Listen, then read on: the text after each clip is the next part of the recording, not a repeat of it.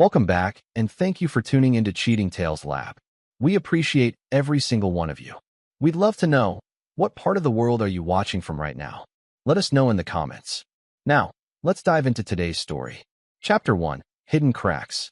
Russell Thornfield stared through the two-way mirror at his wife, Brooke, as she sobbed dramatically for the cameras.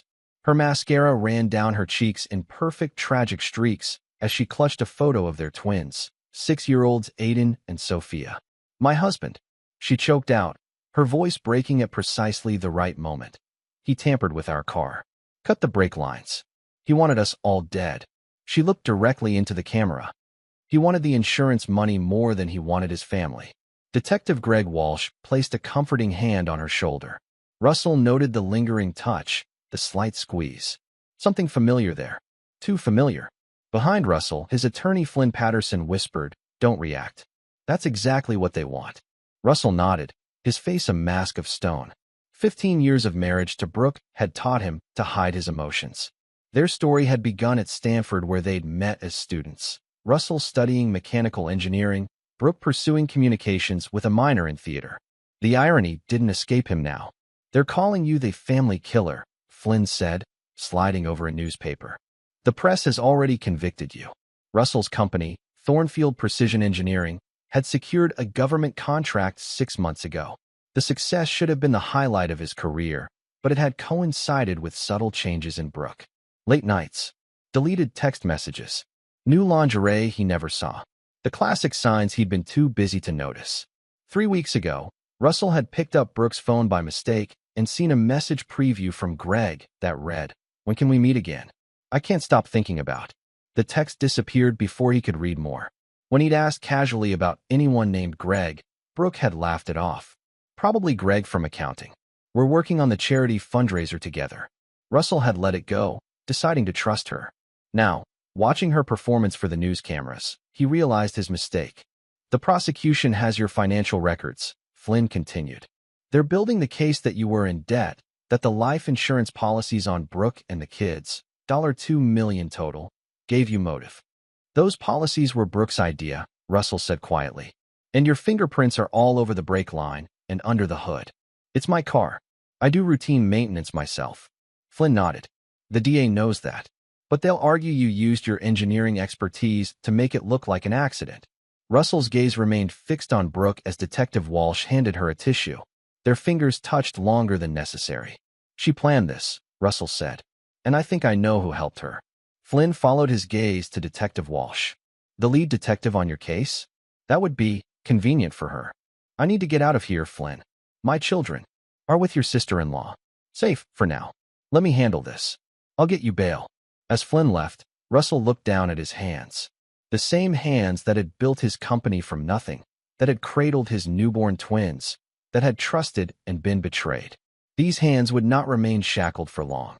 And once free, they would dismantle the perfect frame that Brooke and her lover had constructed. The anger that flared within him was not hot and volatile. It was cold, precise, and patient. Like the machines he engineered to exacting specifications, Russell began calculating the steps needed to disassemble the trap he'd been placed in. Behind Brooke's performance, he could see the truth in her eyes. Not sorrow, but triumph. She thought she'd won. She had no idea what she'd awakened. Chapter 2. Calculated Risks. The county detention center smelled of industrial bleach and desperation. Russell sat in the visitation room, orange jumpsuit hanging loosely on his frame. 2 weeks of jail food and sleepless nights had hollowed his cheeks. But his eyes remained sharp, analytical. Across from him, Flynn slid documents across the table. "The prosecution's discovery. It's worse than I thought." Russell scanned the pages with an engineer's precision. The case against him appeared airtight. Financial records showing the business struggling despite the government contract. Life insurance policies updated 6 months ago. His browser history showing searches about car accidents and brake failures. "I never searched for any of this," Russell said, tapping the paper. Flynn nodded. "Someone accessed your computer. Maybe while you were sleeping, maybe remotely. Brooke isn't technically savvy enough for that. But her boyfriend might be." Flynn lowered his voice. "I had my investigator look into Detective Walsh. He worked cyber crimes for 3 years before homicide." Russell leaned back, pieces clicking together. What about the brake lines? The forensics? They claim the cut was made with precision. Clean. Professional. The kind an engineer would make. And the crash itself? Brooke and the twins walked away with minor injuries. Flynn's expression tightened. The crash happened on Ridgeview Road. It's a 15 miles per hour zone with a safety barrier precisely where the car hit. Almost as if she knew exactly where to crash for maximum drama, minimum risk, Russell finished. There's more, Flynn said. I've been digging into Walsh's case records. 3 of his previous arrests involved spouses accused of attempting to murder their partners. All 3 ended in convictions. All 3 had significant insurance policies involved. You think he's done this before? Helped frame people? Flynn shrugged. I don't have proof, but it's a pattern worth investigating. Russell's mind raced through calculations and probabilities. I need something concrete, Flynn.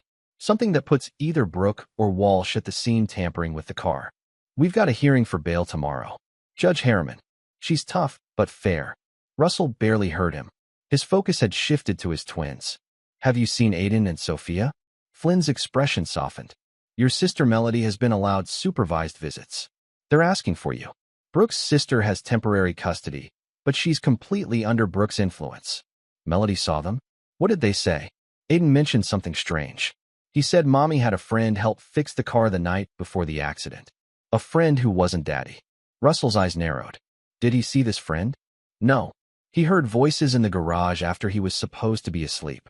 Thought it was you at first, but realized the voice was different. For the first time in weeks, Russell felt a flicker of hope. We need to find out if anyone saw Walsh at my house that night. Already on it. And I've hired a forensic team, independent from the police lab. If there's evidence under that hood that doesn't match your DNA profile, we'll find it. Russell nodded, his mind shifting from defense to offense. We need to look into Brooke's financials too. Not our joint accounts. She must have something separate I don't know about. What are you thinking? Brooke doesn't do anything without a backup plan. This isn't just about insurance money. There's something else. As Flynn gathered the documents, Russell added, and check property records. Look for anything purchased in the last year that isn't in our names. Flynn raised an eyebrow. You suspect real estate? Brooke always talked about a lake house in Vermont. Somewhere just for her when she needed space. Russell's lips formed a thin line. I think she's been planning her exit strategy for a while. The twins and I just became inconvenient variables in her equation. After Flynn left, Russell returned to his cell. He lay on the thin mattress, staring at the ceiling, mentally reconstructing the events leading to the crash. Brooke had insisted on taking the car that day, though she usually preferred her SUV for transporting the twins. She'd been adamant despite his offer to drive them himself. In the quiet of his cell, Russell made a silent promise to his children. This wasn't just about clearing his name anymore. It was about protecting them from a mother who had been willing to risk their lives for her scheme. As the lights dimmed for the night, Russell's resolve hardened. He had built precision machines all his life. Now he would build something else, the perfect counterframe. Chapter 3. The Crash. 3 weeks earlier. Brooke Thornfield checked her appearance one last time in the rearview mirror, dabbing at her lipstick before turning to smile at the twins in the back seat. Ready for ice cream after school, my loves? Aiden and Sophia cheered, their matching dark curls bouncing with excitement. They had Russell's eyes, observant, curious, always noticing details. Is Daddy meeting us? Sophia asked. No, sweetie. Daddy's very busy today. Brooke's smile remained fixed as she pulled into traffic.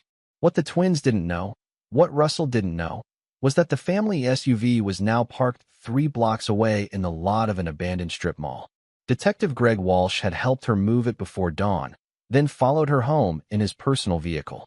The sedan they were currently in, Russell's car that he meticulously maintained, had been prepared the night before. Not sabotaged enough to cause a fatal crash, but enough to create a plausible accident. Greg had been careful, wearing gloves as he worked under the hood while Brooke kept watch. Remember, he'd instructed, aim for the barrier on Ridgeview. Low speed.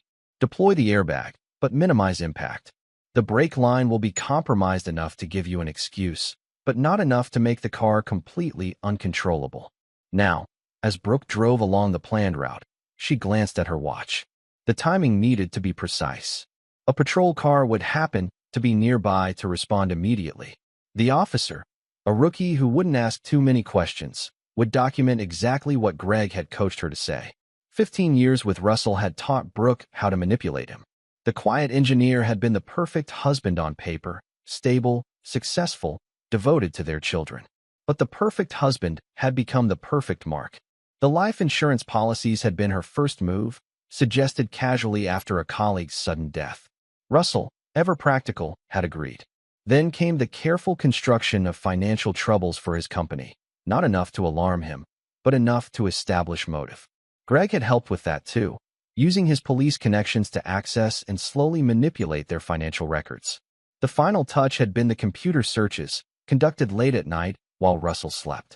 A trail of evidence pointing to premeditation. As Brooke approached Ridgeview Road, she felt a moment of hesitation.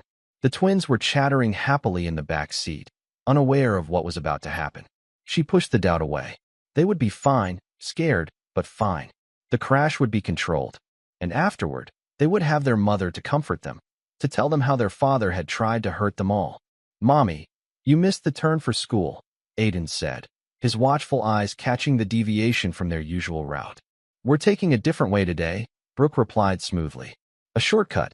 As she rounded the corner onto Ridgeview, Brooke took a deep breath. The safety barrier loomed ahead, a low concrete wall designed to prevent cars from going into the drainage ditch beyond. Perfect for her purposes. Brooke pressed the brake pedal. As expected, it went further than normal, but still engaged. She pressed harder, feigning panic, then swerved toward the barrier. "Mommy!" Sophia screamed. The impact was jarring but controlled, exactly as planned. The airbag deployed, striking Brooke with enough force to leave bruises. The twins, secured in their booster seats, were jerked forward but protected by their seat belts. Silence filled the car for 3 heartbeats. Then Brooke began to scream. "My babies! Are you okay?" The brakes, they didn't work. Tears came easily as she unbuckled herself and turned to check the twins. Both were crying but uninjured beyond minor seatbelt bruises. Perfect. Within minutes, as expected, a patrol car pulled up. "Officer Jenkins, right on schedule." "Ma'am, are you all right?" he called, running toward the vehicle. Brooke stumbled from the car, clutching her side as if injured. "My children," she gasped. "Please help my children." As Officer Jenkins helped Aiden and Sophia from the car, Brooke delivered the line she'd rehearsed countless times. The brakes failed. They didn't work. She looked up with tear-filled eyes. "My husband. He was working on the car last night. He's been acting so strange lately." Officer Jenkins's eyes widened as he caught her implication. Exactly as Greg had predicted. "Ma'am, are you suggesting?" "I don't know," Brooke sobbed. "I don't want to believe it. But the insurance policies, he made us get them updated recently. Said it was just being responsible, but..." She let her voice trail off, planting the seed. Within an hour, Detective Greg Walsh arrived at the scene, maintaining a professional distance as he took her statement. His eyes conveyed the message. Everything is going according to plan. That evening, as the twins slept in a hospital room under observation, Brooke gave her first interview to a local reporter who Greg had tipped off. With practiced vulnerability, she voiced her terrible suspicions about her husband. By morning, Russell Thornfield was being brought in for questioning. By evening, he was under arrest for attempted murder. Watching the news coverage from her sister's home, Brooke allowed herself a small smile. Phase 1 complete. Soon, Russell would be convicted. The insurance policy on him, the one he didn't know existed, would pay out once he was imprisoned for attempting to murder his family. Combined with the twins' trust funds that she would gain control of as their sole guardian, Brooke and Greg would have nearly $5 million to start their new life. In another part of town, Russell sat in a holding cell, still in shock. As the reality of his situation settled over him, his engineer's mind began analyzing what had happened. Someone had set him up, and in that moment, he made a vow. Whoever had engineered this frame would discover they had made a fatal miscalculation. Chapter 4, Behind Bars. All rise for the Honorable Judge Eleanor Harriman. Russell stood alongside Flynn as the judge entered the courtroom. After 3 weeks in county lockup, the bail hearing represented his first chance at freedom, and his first opportunity to see Brooke face-to-face since his arrest. She sat in the front row of the gallery, dressed in a conservative navy dress, her blonde hair pulled back in a modest ponytail. Beside her sat Detective Walsh, maintaining a professional distance but close enough to offer support. Russell noted Walsh's hand briefly touch Brooks' shoulder as the judge entered, a gesture that appeared comforting to observers but revealed intimacy to Russell's knowing eyes. Judge Harriman, a silver-haired woman with penetrating eyes, reviewed the documents before her. This is a bail hearing for Russell Thornfield, charged with 3 counts of attempted murder in the first degree. Mr. Patterson, you may present your arguments. Flynn stepped forward. Your Honor, my client has no prior criminal record, strong ties to the community, and is not a flight risk. He's a business owner who employs 27 people locally. The evidence against him is entirely circumstantial. The prosecutor, District Attorney Madeline Rivera, countered. Your Honor, the defendant is accused of attempting to murder his wife and 6-year-old twins for insurance money. We have forensic evidence showing the brake lines were deliberately cut in a manner consistent with Mr. Thornfield's engineering expertise. Given the severity of these charges and the potential penalty of life imprisonment, we believe Mr. Thornfield poses both a flight risk and a danger to his family. Judge Harriman turned to Russell. Mr. Thornfield, do you understand that if I grant bail, you will be prohibited from any contact with your wife and children pending trial? Yes, Your Honor, Russell replied, his voice steady despite the pain of being separated from his twins. After considering both arguments, Judge Harriman spoke. I'm setting bail at $1 million. The defendant will surrender his passport, submit to electronic monitoring, and remain at least 500 feet from his wife and children at all times. Flynn's hand clasped Russell's shoulder in victory. $1 million was steep but manageable. Russell could liquidate some company assets. As the bailiff let him out, Russell locked eyes with Brooke. For a fraction of a second, her mask slipped, revealing not fear or sadness, but irritation. She quickly recovered, leaning into Detective Walsh's protective embrace, playing the terrified victim. That brief glimpse of the real Brooke confirmed everything Russell suspected. 3 days later, Russell sat in Flynn's office, free but shackled by an ankle monitor. Melody, his younger sister, paced nervously. The media is camped outside your house, she said. You can't go back there. He'll stay with me, Flynn decided. My guest house is private, secured, and technically owned by my law firm. It's the perfect place to regroup. Russell barely heard them. He was reviewing the forensic reports Flynn had obtained. The brake line wasn't completely severed, he noted. It was partially cut, enough to cause eventual failure, but not immediate catastrophe. Flynn nodded. Someone who wanted to create an accident, but control where and when it happened. Someone who wanted to ensure the passengers survived, Russell added. This wasn't an attempted murder. It was an elaborate frame. Melody stopped pacing. But why? What does Brooke gain? Russell looked up. That's what we need to find out. Flynn, what did your investigator discover about Brooke's finances? Flynn pulled out a folder. She's been siphoning money from your joint accounts for 18 months. Small amounts. Never enough to trigger your attention. The funds went to an account under the name Bryn Thomas's. We believe that's an alias. Total transfers, approximately $217,000. Russell's jaw tightened. And Detective Walsh. More interesting by the day. Before becoming a detective, he worked in financial crimes. He's investigated 3 cases with similar patterns. Spouses accused of attempting to murder their partners for insurance money. All 3 resulted in convictions. Any connections between those cases and Brooke? Flynn hesitated. Not directly, but we found something else. He pushed forward a photograph. This was taken 2 years ago at a police charity gala. Your wife attended as part of her volunteer work with the Victim Support Program. The photo showed Brooke laughing with several officers. Standing beside her, drink in hand, was Detective Walsh. They knew each other, Russell said quietly, long before the crash.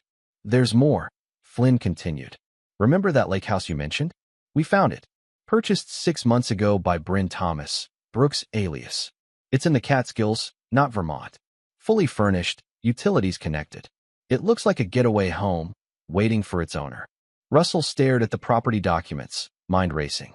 The government contract my company secured was 7 months ago. The financial opportunity made me more valuable to her dead or imprisoned than divorced. But why risk the twins in the crash? Melody asked, horrified. Because they're the beneficiaries of trust funds from our grandparents, Russell realized. Funds that Brooke would control as their guardian if I were incarcerated. Funds she can't access in a normal divorce because I'm the trustee until they turn 21. The room fell silent as the full scope of Brooke's plan became clear. We need more than theories, Flynn finally said. We need hard evidence linking Brooke and Walsh to the sabotage. Russell's expression hardened. I might know where to find it. The week before the crash, I installed a new security system at home, upgraded from our basic camera setup. Brooke doesn't know that it backs up to my private cloud, not just the local storage she and Walsh probably deleted. Flynn leaned forward. You have footage? If they tampered with the car the night before the crash, it should have captured something. I need access to my secure server at the office. That's risky, Flynn cautioned. Your bail conditions prevent you from going to work. I don't need to go physically. I just need remote access and someone I trust inside the building. Russell turned to his sister. Melody, how good are your acting skills? Melody blinked. What do you have in mind? You're going to interview for an executive assistant position at my company. During the tour, you'll need access to my private office. As Russell outlined his plan, he felt something he hadn't experienced since his arrest: control. The engineer in him was back in his element, designing a solution to a complex problem. The frame around him had been constructed. Now he would disassemble it the same way, piece by careful piece. Chapter 5: Hidden Connections. The forensics lab hummed with activity as Dr. Maya Winters examined the evidence from Russell's car. As the head of Advanced Forensic Analytics, an independent lab known for its cutting-edge technology, Maya had seen countless attempts to manipulate crime scenes. This case, however, had captured her professional curiosity. The partial severance of the brake line shows unusual characteristics, she explained to Flynn and Russell, who watched intently. The cut was made with a specialized tool, likely a tube cutter designed for precision work. Something an engineer would have, Flynn noted. Yes, but also something a professional mechanic would use, Maya countered. More importantly, we found microscopic metal shavings near the cut that don't match the composition of the brake line itself. Russell leaned forward. Meaning? The tool used left traces. Most tube cutters have a hardened steel wheel, but this one contained tungsten carbide, a premium material used in high-end tools. If we can locate the specific tool, it could exonerate you or confirm your guilt. I don't own any tools with tungsten carbide cutting wheels, Russell said. My equipment is standard grade. Maya nodded. There's more. We found partial fingerprints on the underside of the hood, areas that wouldn't normally be touched during routine maintenance. They were carefully wiped, but our new enhancement techniques revealed fragments. We're running comparisons now. Flynn glanced at his watch. How long until results? 24 hours. Maybe less. As they left the lab, Russell's phone buzzed with a message from Melody. Package secured. Meeting you at the safe house at 7 p.m. Flynn raised an eyebrow. Your sister came through? She always does, Russell replied with the first genuine smile since his arrest. Melody arrived at Flynn's guest house, clutching a small external hard drive. You were right. The cloud backup was intact. I downloaded everything from the week before the crash. The three gathered around Flynn's laptop as Russell connected the drive. The security footage showed multiple camera angles of Russell's home, including the garage where the car had been parked. There, Russell said, freezing the playback. The timestamp showed 2:17 a.m., the night before the crash. A figure in dark clothing slipped into the garage through the side door. That's not Brooke, Melody observed. Too tall. Keep watching, Russell said grimly. Moments later, Brooke appeared in the frame, speaking to the intruder. Though the footage had no audio, their body language suggested intimacy, confirmed when Brooke stood on tiptoes to kiss the man. Detective Walsh, Flynn whispered as the man turned, his profile briefly illuminated by the garage's motion sensor light. They watched as Walsh opened the hood of Russell's car and began working underneath, occasionally referencing his phone as if following instructions. Brooke stood watch, periodically checking the door to the house. They didn't know about the new camera system, Russell realized. The old one only covered the main entrance and driveway. After 20 minutes, Walsh closed the hood and showed something to Brooke on his phone, diagrams, based on his gestures. She nodded, and they shared another kiss before Walsh departed through the side door. This is it, Flynn said, eyes wide. This proves conspiracy and tampering.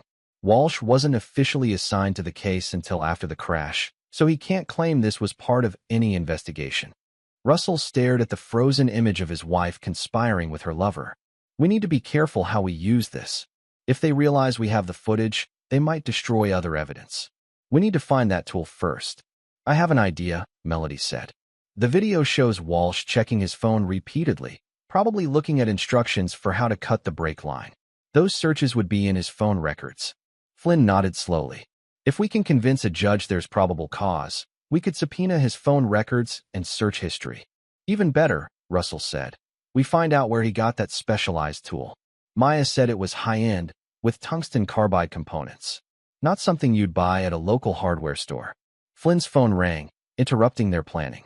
After a brief conversation, he turned to them with a surprised expression. That was Maya. They got a hit on one of the partial fingerprints. It's not a match for either you or Brooke. Walsh, Russell asked. No, someone named Antonio Valles. He has a record, 2 counts of auto theft 5 years ago, now runs a repair shop called Tony's Auto Service on the south side. Russell frowned. I've never heard of him. But maybe Brooke or Walsh has, Melody suggested. Could he be the supplier of the specialized tool? Flynn was already pulling up information on his laptop. Tony's Auto Service is 4 miles from your house. Small operation, specializes in foreign imports. He looked up. Wait. One of his regular customers is listed as the Metro Police Department. They take their undercover vehicles there. The pieces began falling into place. Walsh would know this mechanic through work, Russell said. He could have gotten advice, tools, maybe even had him do a practice run on another vehicle. We need to talk to this Tony Valles, Flynn decided. But carefully. If he's working with Walsh, he could tip him off. I have a better idea, Russell said, a plan forming. What if we don't approach him directly? What if we set a trap that gives him a reason to come forward on his own? Flynn leaned back, intrigued. What kind of trap? The kind that appeals to someone with a history of crime who's trying to stay clean. Fear and self-preservation. Russell turned to his sister. Melody, how convincing can you be as a desperate, frightened woman? Melody's expression hardened with determination. What do you need me to do? As Russell outlined his plan, he felt a dark satisfaction. For too long, he had been reacting to Brooke and Walsh's scheme. Now it was time to seize the initiative. Behind his exterior, something had changed in Russell Thornfield. The man who had once believed in systems, processes, and the fundamental order of things now understood a harsher truth. Justice didn't simply happen. Sometimes it had to be engineered. Chapter 6. Building the Defense. Tony Valles wiped grease from his hands as he finished with the BMW's transmission. 10 years ago, he'd been boosting cars like this, not fixing them. 5 years of probation and a second chance from a sympathetic judge had set him on a different path. Now his repair shop, while small, had a solid reputation. He'd even secured a contract with the police department for their undercover vehicles. Ironic, given his history. The bell chimed as the front door opened. Tony stepped into the reception area to find a well-dressed woman in her mid-30s, anxiety written across her face. Tony Valles? She asked, voice trembling slightly. That's me. How can I help you? The woman glanced nervously at the door before speaking. My name is Melody. I need to talk to you about my brother, Russell Thornfield. Tony's expression remained neutral, but his heart rate accelerated. The Thornfield case had been all over the news. What about him? I know you were involved, Melody said quietly. Your fingerprints were found on his car, the one with the cut brake lines. Tony felt the blood drain from his face. Lady, I don't know what you're talking about. I never touched that car. The forensics lab has your prints. They'll be contacting the police soon. Melody stepped closer. But I came to you first because I think you were used. Detective Walsh brought you into this, didn't he? Probably told you it was police business. Tony's silence confirmed her suspicion. Walsh isn't just a corrupt cop, Melody continued. He's sleeping with my brother's wife. They set Russell up, and they used you. When this goes to trial, guess who they'll blame for the technical work? The ex-con with a record of auto theft. Tony sank into a chair, mind racing. I didn't cut any brake lines. Walsh brought me a diagram, asked if it would work to cause a controlled failure. Said it was for an undercover operation, testing vehicle sabotage detection. I told him it would work, gave him the right tool. His eyes widened with realization. He set me up as the fall guy. There's a way out, Melody said. My brother's lawyer can arrange immunity if you testify about Walsh's request. Otherwise, when those fingerprint results officially hit the police department, Tony rubbed his face, leaving a smudge of grease. Walsh has friends in the department. If I talk, I'm a dead man. If you don't talk, you're going to prison. Again, but this time for attempted murder. After a long moment, Tony nodded. What do you want me to know? Flynn's office buzzed with energy as he, Russell, and Melody processed Tony's statement, formally recorded by Flynn's investigator. Tony confirmed that Walsh approached him 3 weeks before the crash, Flynn summarized. Asked for advice on creating a controlled brake failure for what he claimed was a police training exercise. Tony provided the specialized tube cutter and diagram, but insists he never touched the actual vehicle. His fingerprints say otherwise, Russell noted. He admits he examined similar brake lines on a police vehicle to demonstrate the technique. Those prints could have transferred via the tool Walsh borrowed. Melody leaned forward. The important part is that Tony saw Walsh and Brooke together at his shop a week before the crash. They didn't know he recognized her from the society pages. His girlfriend follows that stuff. They were definitely intimate. Russell processed this information. So we have the security footage, Tony's statement, the fingerprint evidence, and now documentation of their prior relationship. Is it enough? Flynn's expression was grim. For reasonable doubt, yes. To get the charges dropped completely? We need more. Walsh is decorated, respected. It's still a he said, she said situation. Then we need someone else to corroborate, Russell decided. Someone who saw them together when they claimed they hadn't met. I've been digging into those previous cases, Flynn said. The 3 where spouses were convicted of similar crimes. I found something interesting. He pulled out files. In each case, the accused had substantial life insurance or assets. In each case, Walsh was either the responding detective or took over the investigation early. And in each case, the surviving spouse sold their property within a year of conviction and moved away. You think Walsh has done this before? Helped frame people for financial gain. I think it's worth looking into where those survivors ended up, and whether there's a money trail connecting them to Walsh. Russell stared at the case files, mind racing. We're still missing something crucial. Something that would explain why Brooke would risk everything. Risk our children, for this scheme. Melody's phone chimed with a message. Her eyes widened as she read it. Maya has something. She wants us at the lab now. Dr. Maya Winters looked exhausted but triumphant as they gathered around her workstation. On her screen was a detailed chemical analysis. We found traces of a substance on the brake fluid reservoir cap, she explained. It's a specialized degrading agent that breaks down rubber seals gradually.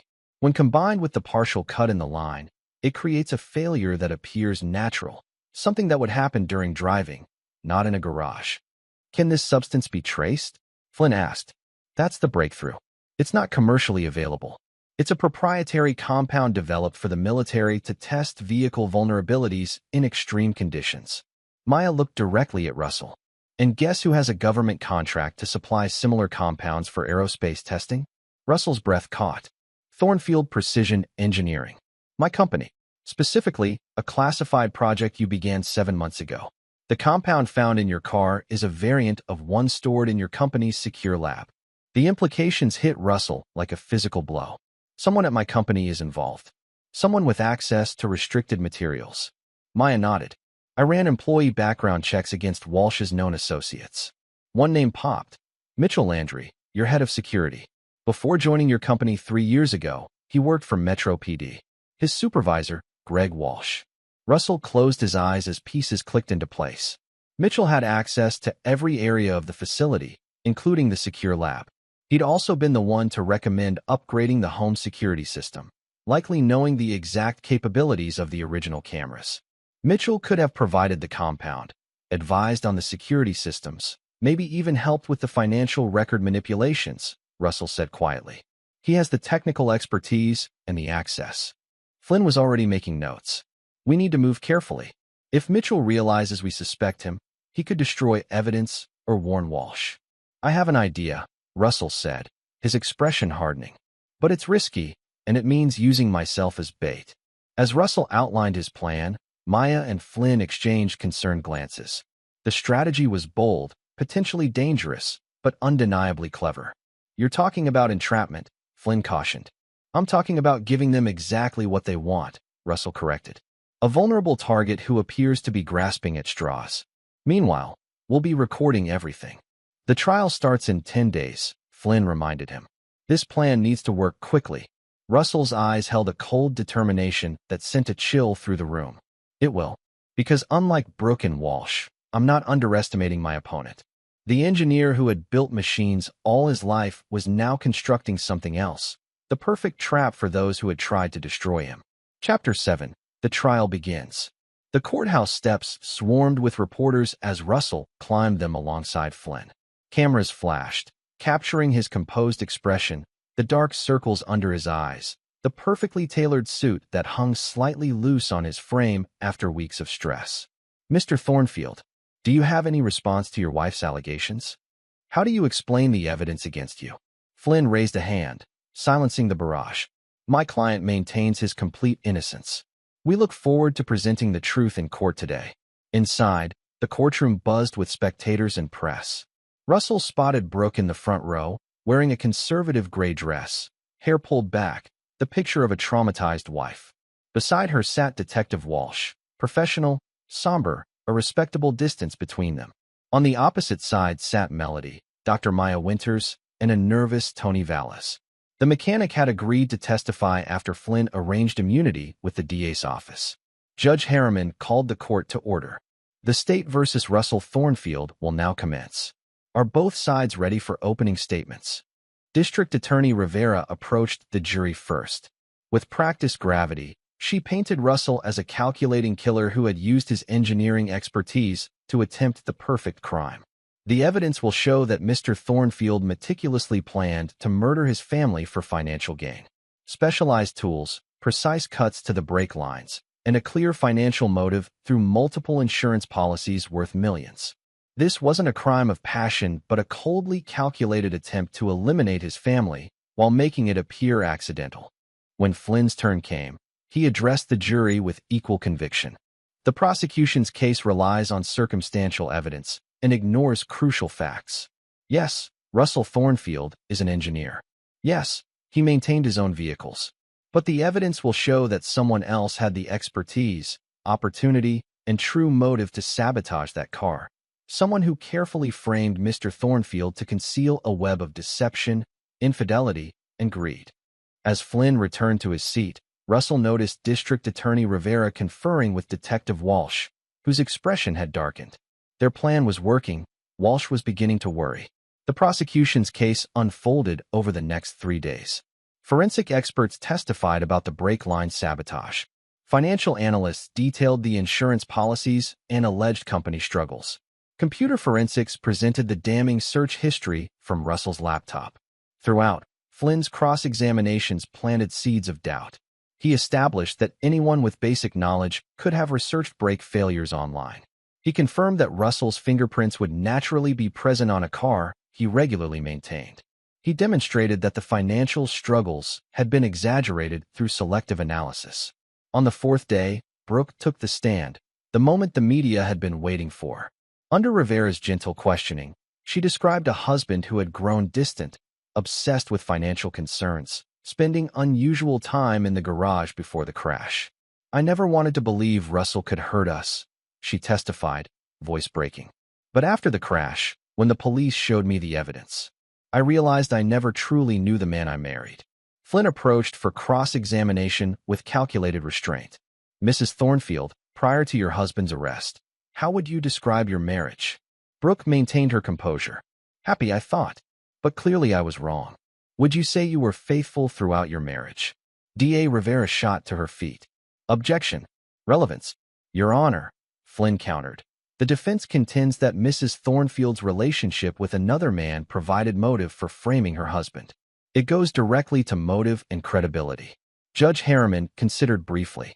I'll allow limited questioning on this line. Proceed carefully, Mr. Patterson. Flynn turned back to Brooke. Mrs. Thornfield, do you know Detective Greg Walsh outside his professional capacity as the lead investigator in this case? A flicker of unease crossed Brooke's face. Only through the investigation. So you never met Detective Walsh before the day of the crash? No. Flynn nodded, seemingly accepting her answer. Mrs. Thornfield, are you familiar with a charity gala for the Police Benevolent Association held 2 years ago? You attended as part of your volunteer work. Brooke hesitated. I attend many charity functions. Flynn approached with a photograph. Your Honor, Defense Exhibit 24. This shows Mrs. Thornfield at the gallery in question, conversing with Detective Walsh. Murmurs rippled through the courtroom as the photograph was admitted. On the stand, Brooke's composure slipped momentarily. I meet many officers through my volunteer work. I didn't recall this specific interaction. Mrs. Thornfield, are you familiar with a property in the Catskills purchased 6 months ago by someone named Bryn Thomas? Brooke's eyes widened almost imperceptibly. No. Interesting. Flynn produced another document. Because we have financial records showing transfers from your personal account to one under the name Bryn Thomas, who then purchased this lakefront property. Your Honor, Defense Exhibit 25. D.A. Rivera objected again, but the damage was done. The jury had seen Brooke's reaction, the momentary panic before she regained control. Flynn continued, leading Brooke through a series of questions that individually seemed manageable but collectively painted a damning picture. With each answer, she dug herself deeper into provable lies. When Flynn finally returned to his seat, Russell noted a sheen of perspiration on Brooke's forehead. Across the courtroom, Detective Walsh's jaw was clenched tight, his eyes darting between Brooke, Flynn, and the jury. That evening, in Flynn's office, the defense team reviewed their progress. Brooke held up better than I expected, Melody said. But she made critical mistakes, Flynn noted. Denying knowing Walsh before the crash when we have photographic evidence. Claiming no knowledge of the Catskills property despite the financial trail. The jury saw those contradictions. Russell remained focused on the next phase. What about Mitchell Landry? Our investigator reports he took the bait, Maya confirmed. After receiving that accidental email about secure server access, he spent 3 hours in the company lab last night. The monitoring software tracked his searches. He was looking for ways to corrupt the security footage backup. Perfect, Russell said. And Tony is prepared for tomorrow? Flynn nodded. He's nervous, but committed. His testimony about Walsh requesting the specialized tool could be the turning point. Russell stared out the window at the city lights. And the final piece, our surprise witness. Confirmed, Flynn said with a satisfied smile. Ready to testify on Monday. For the first time since his arrest, Russell allowed himself to imagine victory. Not just legal exoneration, but complete vindication. The engineer who had been framed was about to demonstrate the dangers of underestimating a mind. Chapter 8. The Surprise Witness. The courtroom fell silent as Tony Valles took the stand. The mechanic fidgeted with his tie, clearly uncomfortable in formal attire and under the intense scrutiny of the packed gallery. After establishing Tony's credentials and background, Flynn moved to the heart of the matter. Mr. Valles, did you have any interaction with Detective Greg Walsh regarding brake systems prior to the crash involving the Thornfield family? Tony cleared his throat. Yes. About 3 weeks before the accident, Detective Walsh came to my shop. Said he needed consultation on a special police project about vehicle sabotage detection. And what specifically did he ask you? He showed me diagrams of brake systems. Wanted to know how to create what he called a controlled failure. Something that would cause brakes to fail during operation, but not immediately after tampering. Murmurs spread through the courtroom. At the prosecution table, D.A. Rivera whispered urgently to her assistant, while Detective Walsh stared at Tony with barely concealed anger. Did Detective Walsh request any specific tools from you? Yes. He borrowed my precision tube cutter with the tungsten carbide wheel. Said he needed it for demonstration purposes. Returned it 4 days later. Flynn approached with an evidence bag. Is this the tool in question? Tony examined it through the plastic. Yes, that's mine. You can see the TV I etched on the handle, my initials. And Mr. Valles, did you ever see Detective Walsh with anyone else during these interactions? Tony hesitated, then nodded. Once. A blonde woman came to the shop with him. They seemed close. I recognized her later on the news as Mrs. Thornfield. The courtroom erupted in whispers. Judge Harriman gavelled for order. Flynn pressed on. Mr. Valles, why didn't you come forward with this information earlier? I was scared. Walsh is a cop. He knows people. And I've got a record. Who'd believe me over him? But then the forensics lab found my fingerprints from when I handled that tool, and I realized I was being set up as the fall guy. During cross-examination, D.A. Rivera attacked Tony's credibility, highlighting his criminal record and suggesting immunity had motivated false testimony. Tony remained steadfast, his simple, consistent answers resonating with the jury. When Tony stepped down, Flynn called his next witness. The defense calls Mitchell Landry. A collective gasp went through the courtroom. Mitchell, Russell's head of security, had not been on the witness list. As he reluctantly approached the stand, Russell observed Detective Walsh shifting uncomfortably, whispering something to DA Rivera. After swearing in, Mitchell sat rigidly, avoiding eye contact with Russell. "Mr. Landry, what is your position at Thornfield Precision Engineering?" Flynn began. "Head of security. I oversee physical and digital security for the company. And before that, I was with Metro Police Department for 12 years.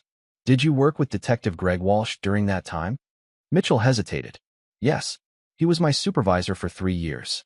Flynn established Mitchell's access to all areas of the company, including the secure lab containing specialized compounds.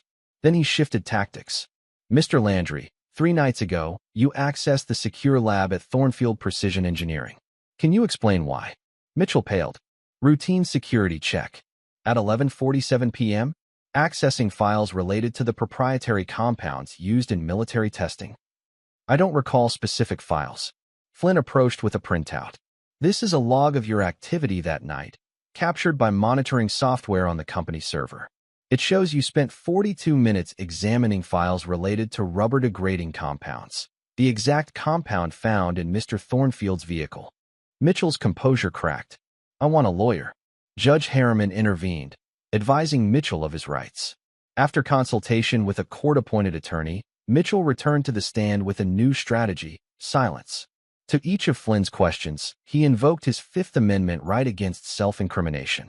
The impact on the jury was profound. Without saying a word, Mitchell had confirmed the defense's theory of conspiracy and inside assistance. As court adjourned for the day, Russell noticed Brooke and Walsh in an intense, whispered argument near the prosecutor's table. Their perfect plan was unraveling, strand by strand. The next morning, Flynn dropped a bombshell. "Your Honor, the defense calls a surprise witness, Tyler Jenkins." Judge Harriman frowned. "Mr. Patterson, surprise witnesses are generally not permitted."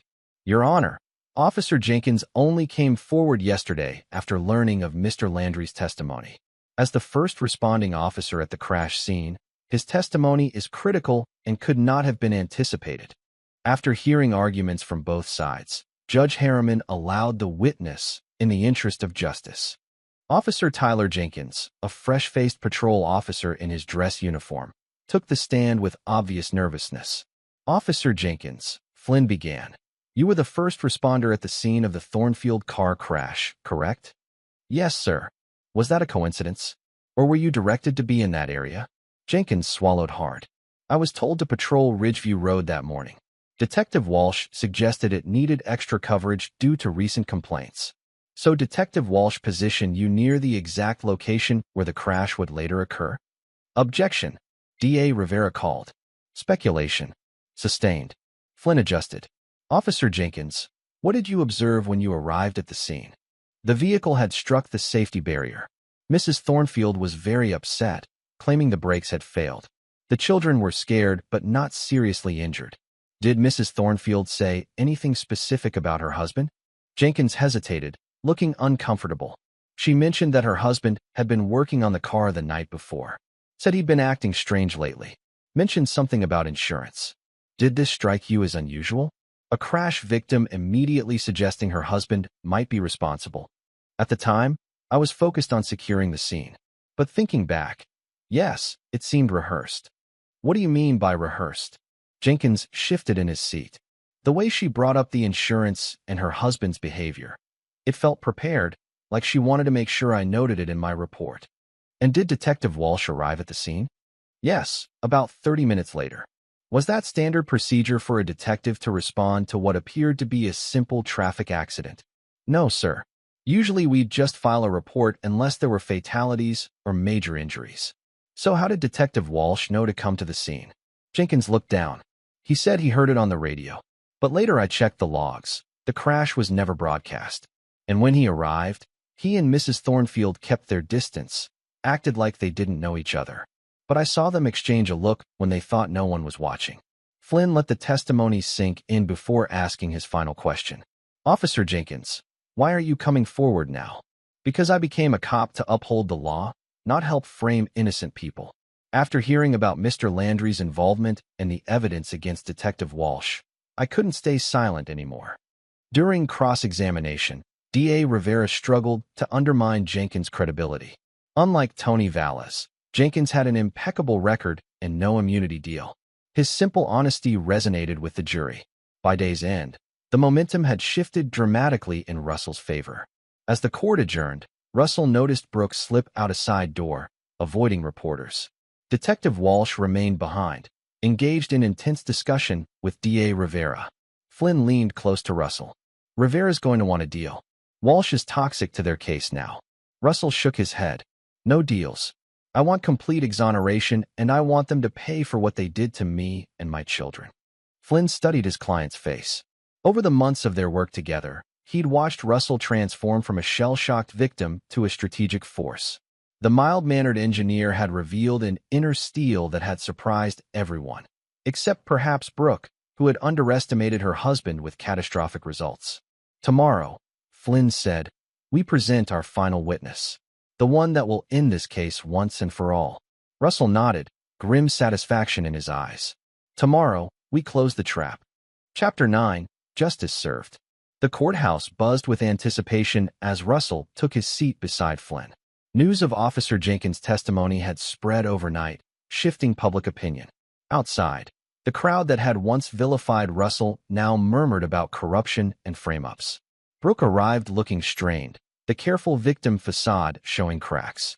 Dark circles shadowed her eyes, her typically perfect appearance slightly disheveled. Detective Walsh entered separately, a calculated move to maintain distance, but too late to be effective. Flynn leaned over to Russell. Rivera requested a meeting this morning. Offered a deal. They drop all charges in exchange for immunity for Brooke on conspiracy counts. And Walsh. They're cutting him loose, willing to let him face charges if it means saving face for the DA's office. Russell's expression hardened. I told you. No deals. Not after what they did. Flynn nodded, having expected this response. Then we proceed with our final witness. Judge Harriman called the court to order. Mr. Patterson, you may call your next witness. Flynn stood.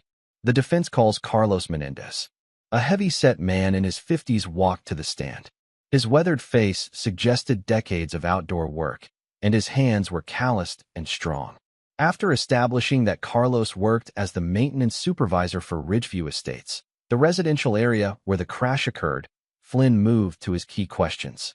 Mr. Menendez, were you working in the vicinity of Ridgeview Road the morning of the crash?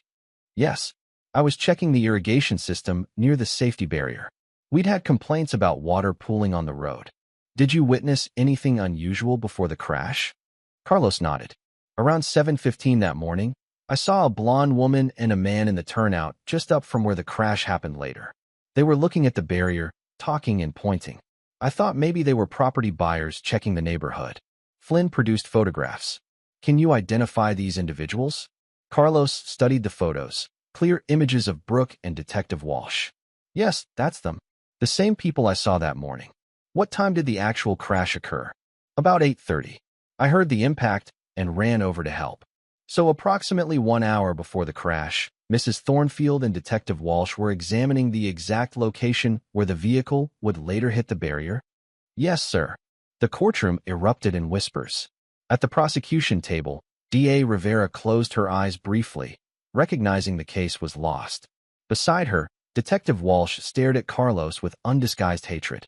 Flynn continued. Mr. Menendez, why didn't you come forward with this information earlier? I did tell the police at the scene that I'd seen the woman earlier. Detective Walsh was there by then. He took my statement, said he'd follow up.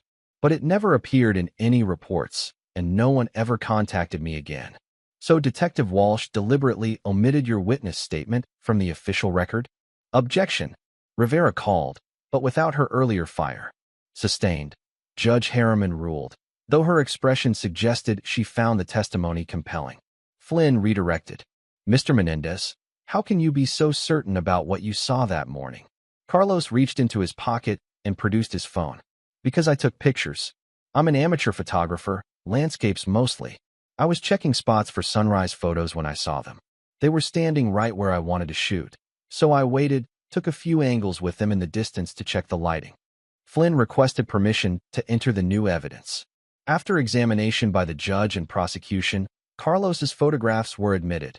Clear images of Brooke and Walsh at the crash site an hour before the accident. Examining the barrier, measuring distances with steps.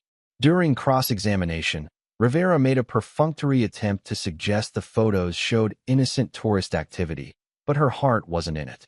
The evidence was damning, the conspiracy now undeniable. As Carlos stepped down, Flynn addressed the court. "Your Honor, the defense rests." The jury deliberated for less than 3 hours, remarkably fast for an attempted murder case. As they filed back in, Russell studied their faces, reading the verdict before it was announced. On the charge of attempted murder in the first degree, we find the defendant, Russell Thornfield, not guilty. The courtroom erupted. Russell closed his eyes briefly, feeling the weight of months of false accusation lifting from his shoulders. Judge Harriman restored order before addressing Russell. "Mr. Thornfield, you are free to go. This court offers its sincerest apologies for the ordeal you have endured." She then turned to the prosecutor's table. "Based on evidence presented in this trial, I am instructing the district attorney's office to immediately open investigations into Detective Greg Walsh, Brooke Thornfield, and Mitchell Landry for conspiracy, evidence tampering, perjury, and obstruction of justice." As the courtroom cleared, Russell watched Brooke being led away by her attorney, their eyes meeting briefly across the room. The mask of victimhood had completely disappeared, replaced by cold fury and, beneath that, fear. For the first time since her betrayal, Russell felt not rage but pity. Pity for someone who had destroyed her life through her own greed and calculation. Detective Walsh was already in custody, surrendering his badge and gun to internal affairs officers who had been waiting for the verdict. Outside on the courthouse steps, surrounded by reporters, Flynn fielded questions while Russell stood silently beside him, the vindicated man finally free to reclaim his life. "Mr. Thornfield will be filing civil suits against all parties involved in this conspiracy," Flynn announced. Additionally, he will be petitioning for full custody of his children, who were callously endangered by their mother's actions. A reporter called out, "Mr. Thornfield, what do you have to say to your wife now?" Russell stepped forward, his voice steady. "Nothing. She will answer to the courts, to our children, and to her own conscience. My focus now is healing my family and rebuilding what this ordeal has taken from us." 6 months later, Russell stood on the deck of his new home, watching as Aiden and Sophia played in the fenced yard below. The twins had shown remarkable resilience, though they still attended weekly therapy sessions to process their mother's betrayal and imprisonment. Brooke had ultimately accepted a plea deal, 20 years for conspiracy to commit murder, fraud, and child endangerment. Detective Walsh, refusing to cooperate, faced trial and received 30 years. Mitchell Landry had turned state's evidence, receiving a reduced sentence in exchange for detailed testimony about the conspiracy. The civil suits had been settled out of court, providing financial security for the twins' future. More importantly, Russell had secured sole custody, with Brooke's parental rights permanently terminated due to her willingness to endanger her children in her criminal scheme.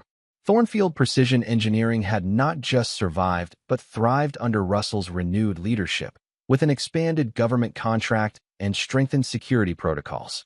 Melody joined her brother on the deck, handing him a coffee. The twins seemed better every day. Russell nodded. "Kids are adaptable. More than adults, sometimes. And you? How are you really doing?" Russell considered the question. The experience had changed him fundamentally. The trusting engineer remained, but alongside that identity now existed a more cautious, strategic man who understood the darkest potentials of human nature. "I'm rebuilding," he said finally. "Different blueprints this time. Stronger foundations."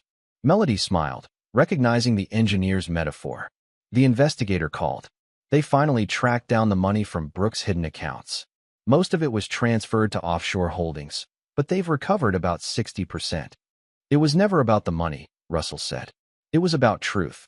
About making sure Aiden and Sophia grew up knowing that justice eventually prevails, even when the system initially fails." Below, the twins laughed as they chased each other around the yard. their young lives already beginning to heal from the trauma of betrayal. Russell watched them with quiet satisfaction. The perfect frame had been dismantled, piece by piece, by the very man it was designed to destroy. In the end, Brooke and Walsh had made a fatal miscalculation. They had chosen the perfect victim for their scheme, an engineer with a precise mind, relentless determination, and ultimately, a capacity for strategic thinking that had outmatched their own. Russell sipped his coffee, feeling the autumn sun warm his face. The future stretched before him, no longer defined by what he had lost, but by what he had reclaimed: his freedom, his children, his good name. The rest he would engineer himself, with the same care that had ultimately saved him from destruction. Epilogue, 15 years later.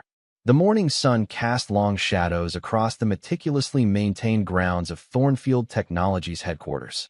Russell Thornfield, now 55, stood at the floor-to-ceiling windows of his top-floor office, watching employees arrive for the day. His hair had grayed at the temples, fine lines etched around his eyes speaking to both wisdom and hardship. But his posture remained straight, his gaze as precise and analytical as ever. "Dad? Got a minute?" Russell turned to find his son Aiden in the doorway. At 21, Aiden had grown into a thoughtful young man who had inherited his father's mind and passion for engineering. Currently in his final year at MIT, he had been interning at Thornfield Technologies during summer breaks since he was 16.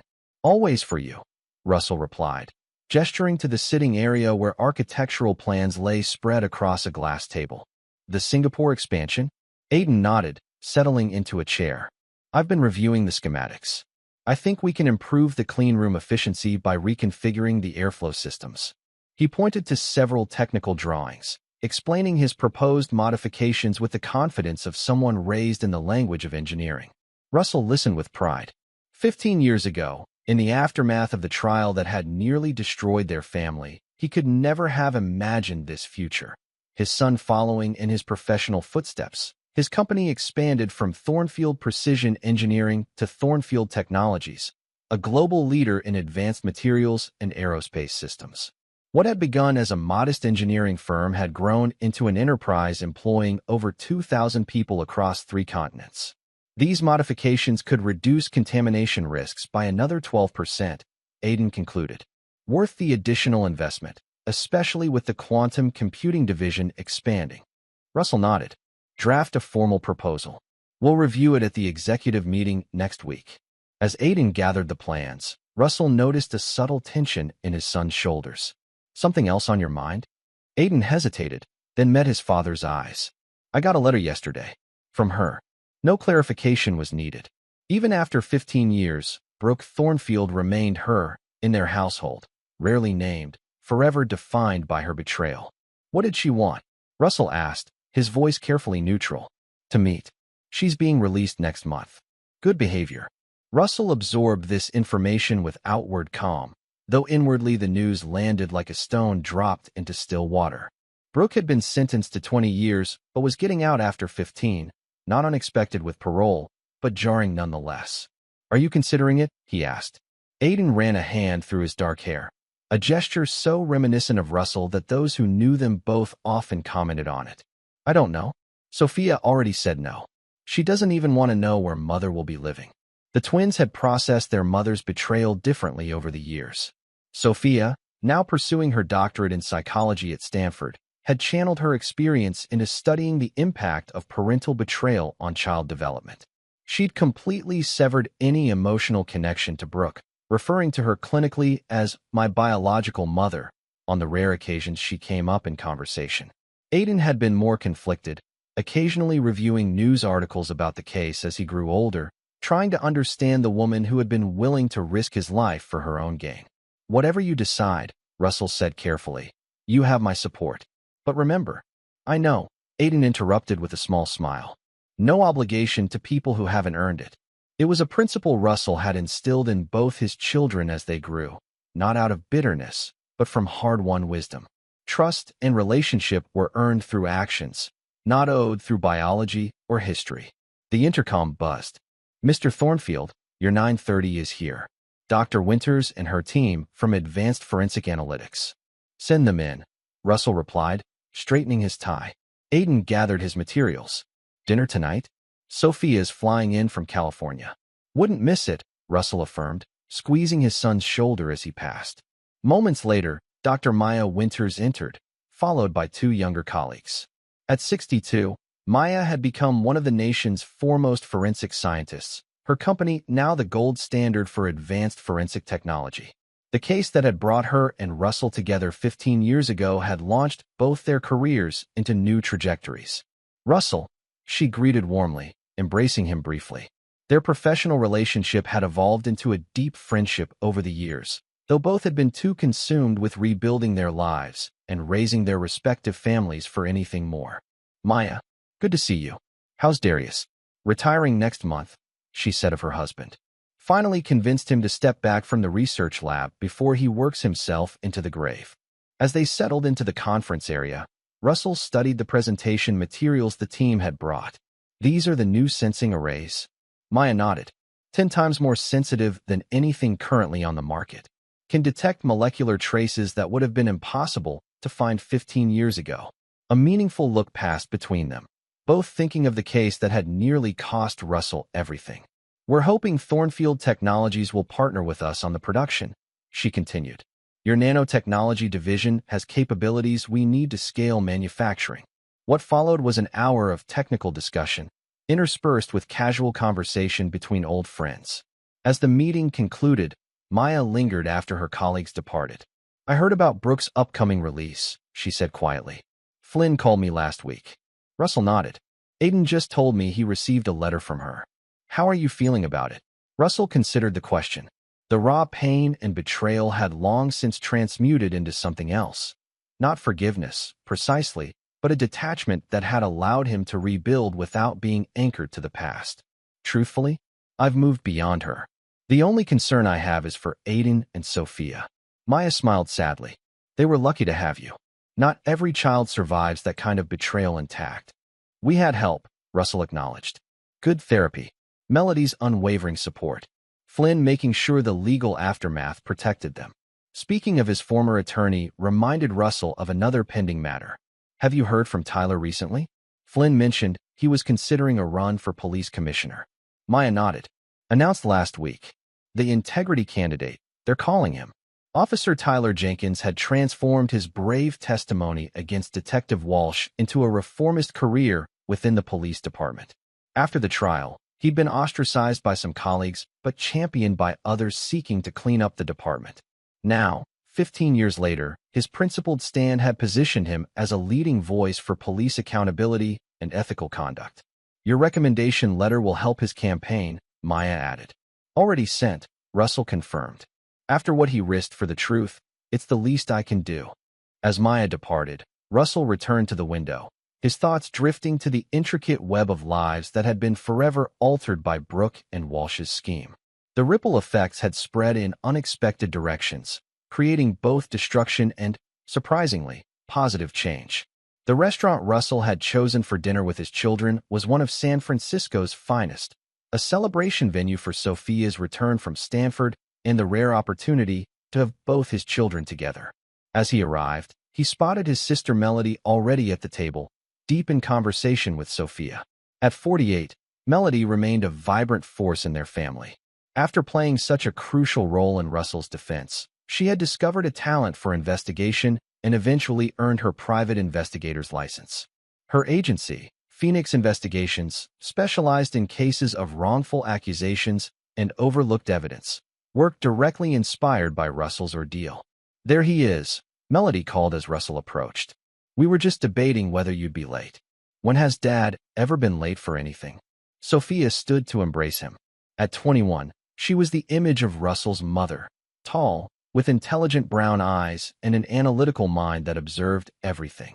Unlike Aiden, who had embraced the technical side of Russell's world, Sophia had channeled her experiences into understanding human behavior, determined to help others navigate trauma and betrayal.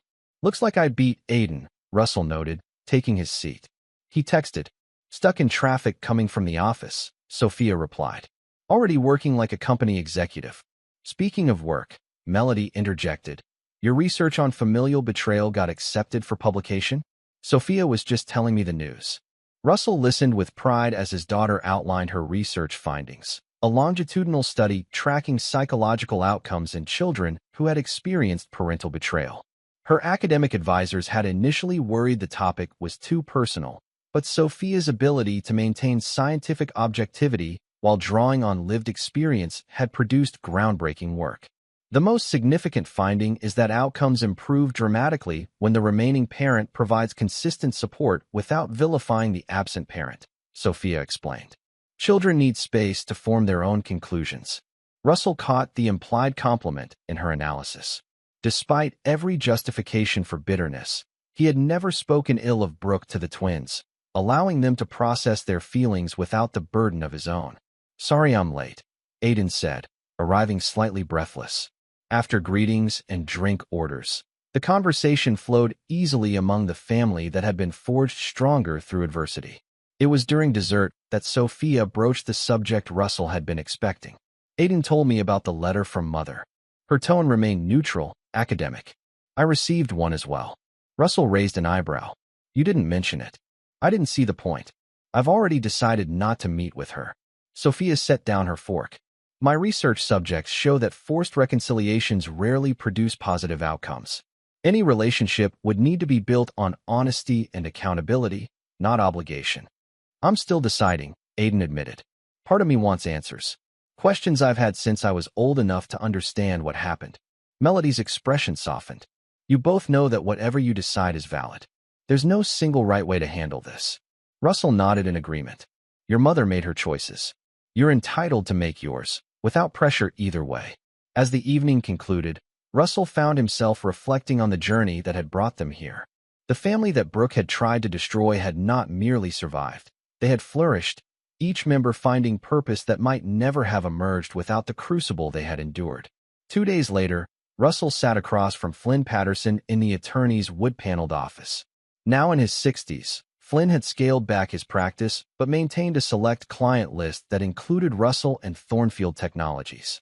Their professional relationship had evolved into a friendship that had weathered the decade and a half since the trial. "The parole board didn't consult me," Flynn was saying, reviewing documents related to Brooke's release. "Not that they were obligated to, but it would have been a courtesy given the circumstances." "What are the terms of her release?" Russell asked. "Standard restrictions. No contact with you unless you explicitly consent. Limited contact with Aiden and Sophia, requiring their written permission.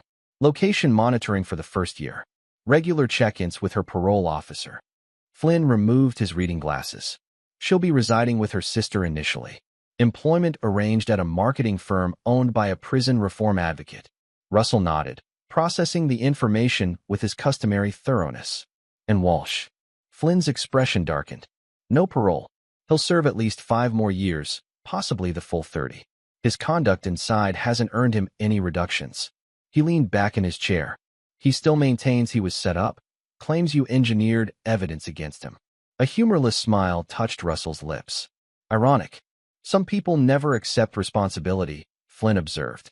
"Speaking of which, I saw Mitchell Landry is up for parole next month. His cooperation reduced his sentence significantly." Russell's former security chief had received 8 years for his role in the conspiracy after turning state's evidence. Unlike Brooke and Walsh, he had expressed genuine remorse during the trial, admitting he had been motivated by financial problems and poor judgment rather than malice. "Any chance he'll cause problems once released?" Flynn shook his head. "Unlikely. He's been a model prisoner, earned multiple degrees while incarcerated. His testimony helped convict 3 other corrupt officers from Walsh's circle after the main trial. By all accounts, he's genuinely reformed." Good. Russell had long since released his anger toward Mitchell, seeing him as a misguided accomplice rather than an architect of the scheme. "There is one other matter," Flynn said, sliding a folder across the desk. "Tony Vallis passed away last month. Heart attack." Russell frowned at the news. The mechanic whose testimony had been crucial to his defense had rebuilt his life after the trial, expanding his auto shop into a successful chain of specialty repair centers across the state. Though they hadn't remained close, Russell had made sure Tony received contracts from Thornfield's corporate fleet services over the years, a quiet acknowledgement of his courage in coming forward. "His widow sent this," Flynn continued. "Apparently, Tony left instructions to give it to you in the event of his death. Russell opened the folder to find a handwritten letter and several photographs. The letter was brief but heartfelt, thanking Russell for giving him a second chance when he testified. The photos showed Tony with his family over the years, standing proudly in front of his expanding business. He never forgot that you helped him after the trial, Flynn noted. Said you were the reason he believed in second chances. Russell studied the photos, reminded that the ripple effects of those terrible events had sometimes led to unexpected growth. Tony had transformed his life, partly because the crisis had given him an opportunity to choose integrity over self-preservation. I'll attend the memorial service, Russell decided, closing the folder. Flynn nodded, then hesitated before asking, have you thought about what you'll do if Brooke attempts to contact you directly? Russell considered the question. For years after the trial, he had anticipated some form of communication from Brooke, perhaps an apology, an explanation, or even further manipulation. But none had come. Her silence had been absolute until these recent letters to the twins. I have no interest in revisiting the past, he said finally. Brooke made her choices. I made mine. The only connection that remains is through Aiden and Sophia, and that's entirely their decision to navigate. Flynn studied his old friend. You've come a long way from that shell-shocked client in my office 15 years ago. Russell allowed a small smile. Necessity is an effective teacher. 1 week later, Russell stood at his sister's kitchen counter, chopping vegetables for dinner while Melody uncorked a bottle of wine. Their weekly cooking session had become tradition over the years, a time for connection away from their busy professional lives. Carlos called today, Melody mentioned, referring to Carlos Menendez, the maintenance worker whose photographs had provided crucial evidence at the trial. His granddaughter is applying for the Thornfield STEM scholarship. Wanted to know if it would be a conflict of interest. Tell him to have her apply, Russell replied. The selection committee operates independently. If she's qualified, she deserves consideration like any other applicant. Carlos had returned to Mexico 5 years after the trial to care for his aging parents, eventually settling in Guadalajara, where he now managed a large residential complex. He and Russell exchanged Christmas cards each year, a simple recognition of the role he had played in ensuring justice. How's your new investigator working out? Russell asked, changing the subject. Melody brightened. Natalie? She's brilliant. Former federal agent with a chip on her shoulder about wrongful convictions. Reminds me of someone else I know. She nudged her brother playfully. As they prepared the meal, their conversation drifted to family matters. Aiden's career progress, Sophia's research, Melody's teenage son who was showing interest in forensic science. Have you heard from Judge Harriman recently? Melody asked as they sat down to eat. Russell nodded. She's being considered for the state Supreme Court. Asked if I'd provide a character reference.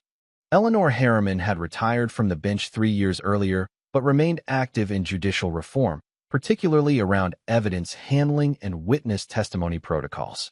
The case that had nearly destroyed Russell had ultimately sparked significant changes in how police gathered evidence was validated and scrutinized. She was fair when it mattered most, Russell acknowledged. Her reforms have likely prevented similar miscarriages of justice. Melody studied her brother across the table. Do you ever wonder how differently things might have turned out without her? Without Flynn or Maya or Tony? Russell considered the question. Every day? The difference between freedom and imprisonment, between raising my children and losing them, came down to individuals willing to look deeper than the surface. Speaking of looking deeper, Melody said carefully, Aiden mentioned he's decided to meet with Brooke after her release. Just once, to ask his questions. Sophia's agreed to go with him for support, though she doesn't want to engage directly. Russell nodded, having anticipated this. They needed to make that decision for themselves. They want you to know they don't expect anything from you regarding this. They understand if you never want to hear about it. They're adults, Russell said simply. I trust their judgment. As the evening wound down, Russell's phone chimed with a news alert. He glanced at the screen, then passed it to Melody wordlessly. The headline read, Former Detective Greg Walsh attacked in prison, condition critical. Melody's eyes widened as she scanned the article. Multiple stab wounds. Prison infirmary. No suspects identified yet. Russell absorbed the news with complex emotions. Walsh had been the architect of so much suffering, not just for him, but for others who had been wrongfully convicted through his corruption. Yet Russell had long since moved past wishing harm on the man, finding that indifference was a more peaceful state than hatred. Does it change anything for you? Melody asked quietly. Russell shook his head. No. Whether he lives or dies, my life continues on the path I've built. He lost his power over our family 15 years ago. The headquarters of Advanced Forensic Analytics occupied a sleek building near the University Research Park.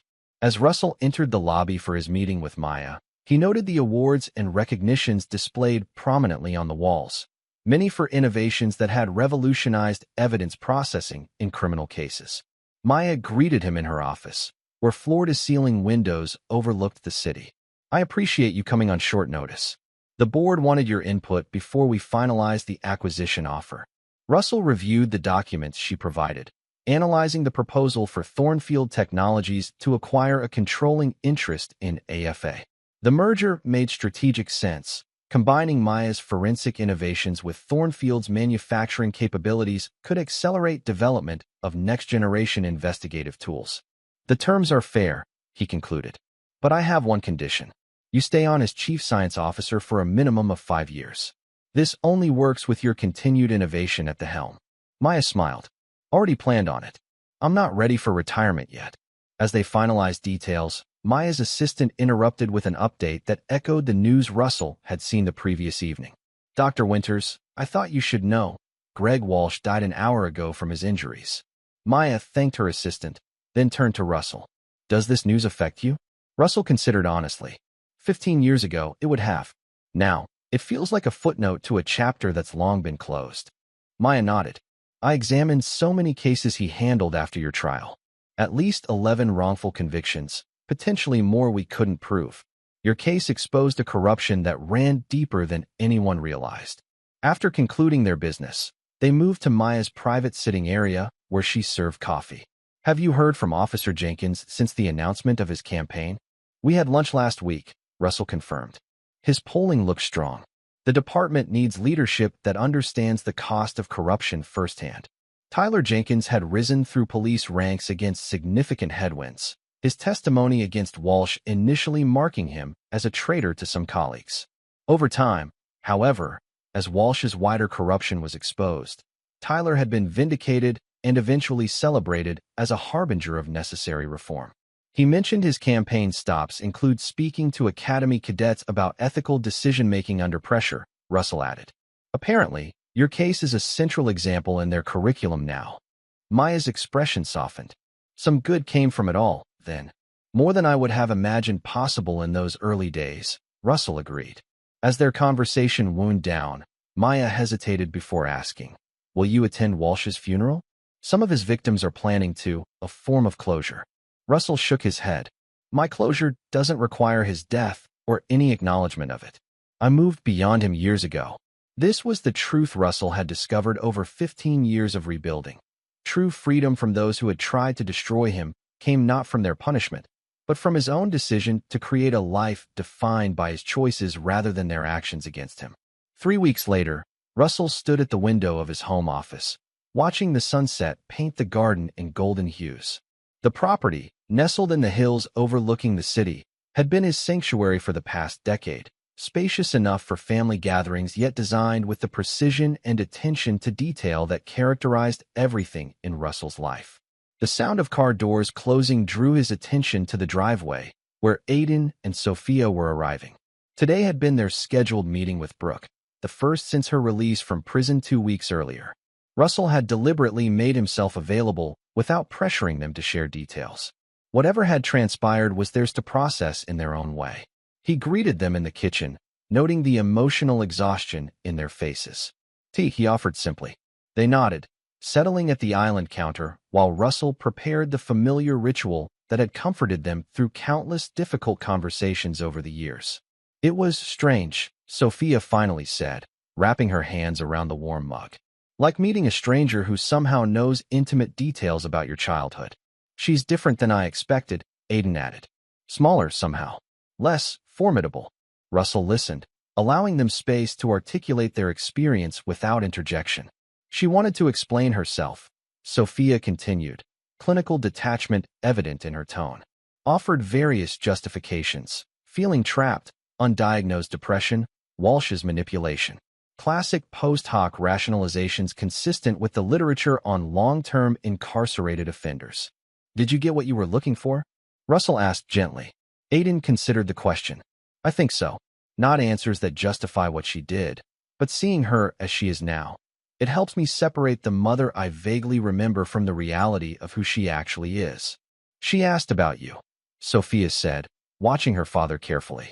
Wanted to know if you'd remarried, if you were happy. Russell raised an eyebrow, surprised by this detail. What did you tell her?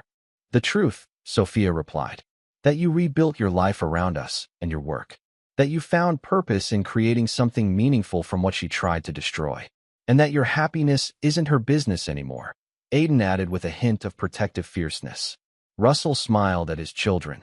These remarkable young adults who had emerged from trauma with such resilience and clarity. Will you see her again? Sophia shook her head definitively. I've confirmed my hypothesis. There's nothing more I need from that relationship. Aiden was less certain. Maybe. Not soon. I need to process this first meeting. Whatever you decide, Russell assured them, it doesn't change us. This family remains solid regardless of her place in your lives. Later, after the twins had departed for their respective homes, Russell sat alone on his terrace overlooking the city lights. The evening had triggered reflections on the long journey from that courthouse 15 years ago to this moment. The company he had built from the ashes of near destruction now employed thousands, pioneering technologies that would outlast him. The children Brooke had endangered had grown into accomplished young adults with bright futures. The forensic innovations sparked by his case had helped countless others find justice. Even the pain had transformed over time, not vanished, but transmuted into a kind of wisdom that informed every aspect of his rebuilt life.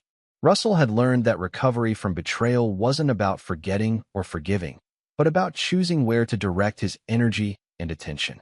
His phone chimed with a message from Flynn. Thought you should know. Brooke gave an interview to be published tomorrow. Claiming remorse, says she hopes for forgiveness. Russell set the phone aside without responding. Brooke's public relations campaign was irrelevant to him now. The life she had tried to destroy had evolved into something she could no longer touch or comprehend. His home phone rang, the private line few people had access to. He answered to hear Melody's voice. Just checking in. Aiden called me about the meeting. They're processing it in their own ways, Russell replied. They'll be fine. And you? How are you feeling about all this resurfacing?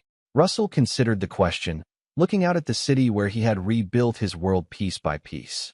I'm exactly where I'm supposed to be, he said finally. The frame failed. The truth prevailed. Everything since has been by my design, not hers. It was the engineer's ultimate victory, not merely surviving the perfect frame, but using its failure as the foundation for something far stronger than what had existed before. In that, Russell had found not just recovery, but triumph. This is where our story comes to an end. Share your thoughts in the comments section. Thanks for your time. If you enjoy this story, please subscribe to this channel. Click on the video you see on the screen, and I will see you there.